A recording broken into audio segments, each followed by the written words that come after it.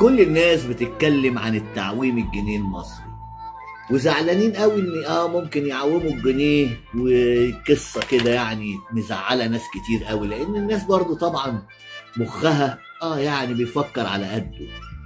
انا عايز اقول لك بقى ان تعويم الجنيه ده مصلحه، لان بدل القرش الزياده، لان كل حاجه غليت في البلد، مفيش حاجه ما غليتش، حد عنده حاجه ما غليتش؟ اظن كل حاجه غليت.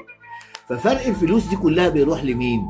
بيروح للحراميه والمستغلين والناس اللي شغاله جوه البلد بفلوسها الكتير.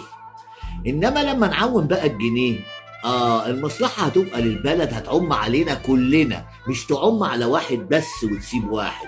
يعني الفلوس لما بتبقى في خزينه الدوله بتعم على الناس كلها، بين خدمات تعليميه، خدمات طبيه، كل الخدمات.